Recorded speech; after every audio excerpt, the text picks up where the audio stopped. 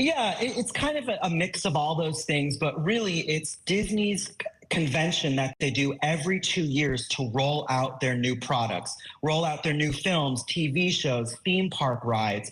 So it's kind of like their big marketing push on what their slate is going to be for years to come. And about 100,000 people attend this convention. It is humongous.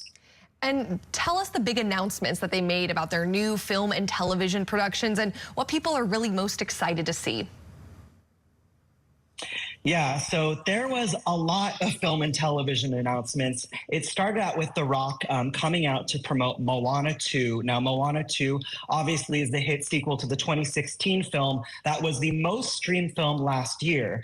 So that will be coming out in November, and it will be a huge film. They also teased some other upcoming films, such as Zootopia 2. They teased Frozen 3, Alexa, which is coming in 2027. They also teased the new Captain America film, which is coming out next year. They teased the new Avatar film, which is coming out next year as well.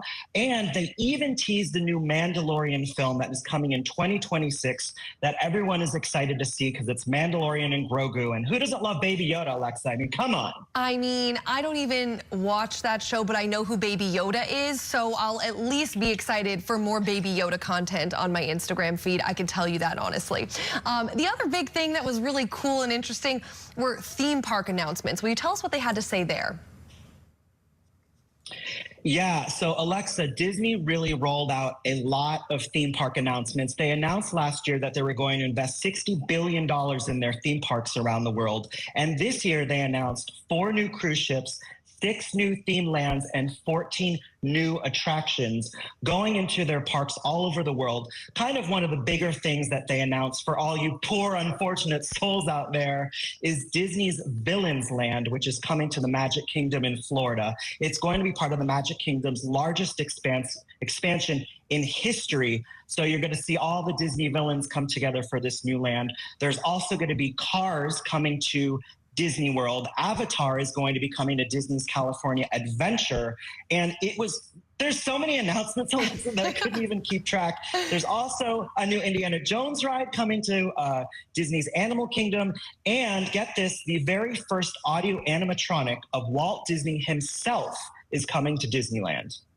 Okay, that is so cool, and I love that technology has finally gotten us to this point where we can really merge the worlds of make-believe and bring the past to the present. It's all part of the Disney magic. I'm so excited for Villains Land, even though I'm a princess lover myself, but that's just gonna be so much fun to see how they weave the magic in there. Now, Disney Legends, also pretty popular. Will you explain what that is and who this year's feature honorees were? Yeah, so Disney has been doing this, their Legends, since 1987. And what they do is they really honor people and artists that have brought a significant, extending the legacy of Disney. So this year, they're honoring Harrison Ford. They're also honoring Miley Cyrus, who, of course, is Hannah Montana. And Miley is among the youngest people ever to be given a Disney Legend. And, of course, Angela Bassett right there from Black Panther is getting her flowers, as is James Cameron from Avatar that we're seeing right there. So, a lot of really good Disney legends getting their due diligence as they deserve, Alexa. Absolutely. I will embarrassingly admit that I did go to a Hannah Montana concert taping in 7th grade. So I am so glad that she is getting the awards that she deserves. Also got her Grammys this year. Miley Cyrus is always one of my favorites, but also James Cameron. I mean, the depth and variety in that category is incredible, and all have such a legacy with Disney. What were the other big highlights for Disney fans that you think people will be talking about this week online? I think the big highlights is really the show floor. When I went to check out just the convention floor, all of the exhibits were so immersive. As you can see from here, I shot this video on my phone, but there was tons of products. There was a whole Marvel exhibit where you walked inside the TVA, which is where this guy is handing me that card. There was Taylor Swift stage because the Taylor Swift show is on Disney Plus.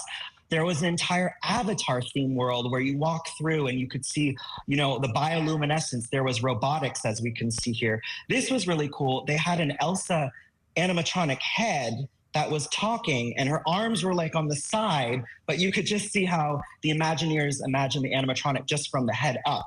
and also really cool robots. There was a whole car exhibit of Disney cars. So it was a really, really, really cool convention. Yeah, absolutely. And to hear the calendar of events and all the releases out until 2027 and beyond, it's just so cool and gets, you know, the gears turning in your head of all the fun things that we're going to have coming to our theaters and to Disney Plus to stream. We will not be bored. That's the good news. Andrew Freund, host of Dish Nation, thank you as always for joining us. Thanks, Alexa.